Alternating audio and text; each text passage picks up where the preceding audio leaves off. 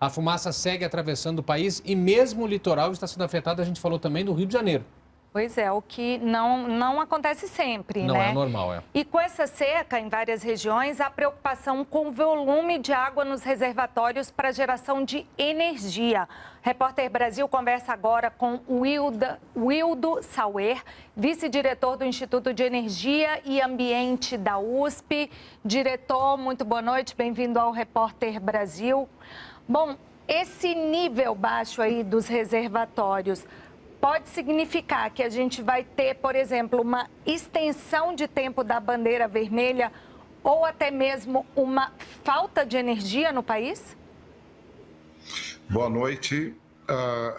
De fato, os reservatórios têm baixado relativamente, mas ainda não estão num estado tão crítico quanto estiveram em outros anos. Estamos, em média, com 53% de energia armazenada em relação ao máximo possível.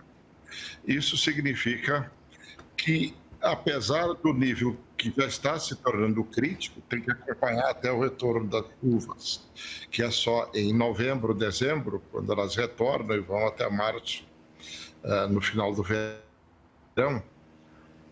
O Brasil dispõe, no entanto, de recursos suficientes para garantir o abastecimento energético. Neste momento, não há previsão de falta de capacidade de geração. Por quê? Além da energia hidráulica, que tem um papel importante, porque os reservatórios permitem estabilizar o uso das fontes eólica, fotovoltaica, também dispomos de usinas térmicas, que, aliás, já estão sendo acionadas, por isso que está sendo cobrado já o adicional na tarifa, já anunciado recentemente. De forma que não acho essa avaliação neste momento, do nível dos reservatórios, a capacidade de geração térmica, a capacidade fotovoltaica, a capacidade eólica e outras, tudo indica que poderão atender de maneira adequada a demanda de eletricidade. O que tem acontecido no Brasil nos últimos anos é uma perda de confiabilidade das redes de transmissão e das redes de distribuição. Diferentemente do que aconteceu em 2001, 2002, do que aconteceu em 2012 em diante, quando sucessivamente tivemos ameaças de racionamento, nesse instante essa hipótese pode ser afastada, mas as grandes crises que nós tivemos no Rio de Janeiro e São Paulo no começo do ano, o episódio recente em Rondônia e mais adiante atrás ainda lá no Amapá, indicam que nós estamos tendo problemas de manutenção preventiva centrada em confiabilidade, tanto nos sistemas de transmissão quanto nos sistemas de distribuição, o que exige muita atenção.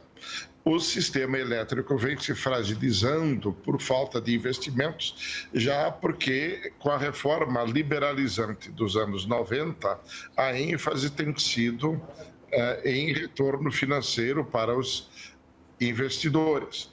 E as próprias Agência Nacional de Energia Elétrica e os demais órgãos do governo não têm tido atuação eficaz para garantir transparência nos investimentos em manutenção e ampliação das capacidades dos sistemas de transmissão e distribuição. Então, não antevejo problemas na capacidade de geração, mas vejo continuidade na fragilidade dos sistemas de transmissão e distribuição que têm ocasionado apagões como os recentemente registrados, inclusive há poucos dias atrás em Rondônia. Professor, de maneira que esse é o quadro.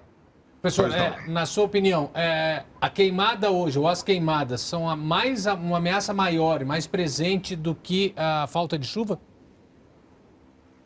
Veja, as queimadas, como aparentemente aconteceu em Rondônia, tem a ver com o fato de que, não havendo a poda das áreas de servidão que são aquelas faixas de servidão onde passam as redes de distribuição. Quando há focos de incêndio lá, muitas vezes os parâmetros de temperatura dos cabos e dos sistemas de proteção são atuados e então desliga-se a rede de transmissão.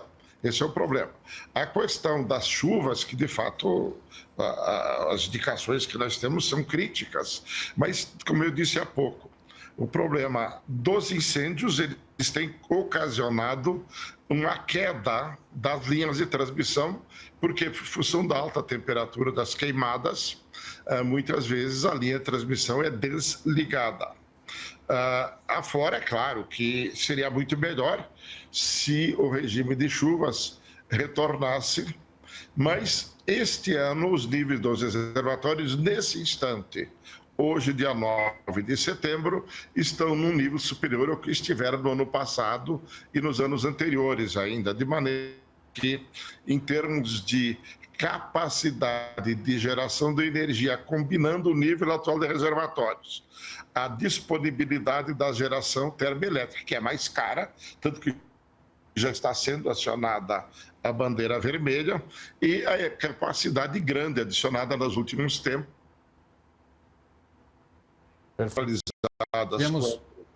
Estamos com um probleminha na transmissão, então eu quero agradecer, o professor Hildo Sauer está cortando um pouco a transmissão para nós, mas quero agradecer, ficou muito claro esse panorama de que a gente não tem, nesse momento, um risco grande, por exemplo, de apagão ou desabastecimento. Infelizmente caiu a nossa conexão, é bem interessante esse tema.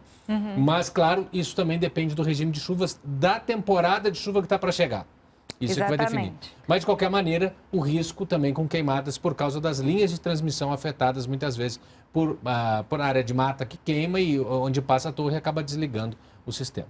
Agora ele falou aí das termoelétricas, né, que pode poluir mais e acabar agravando.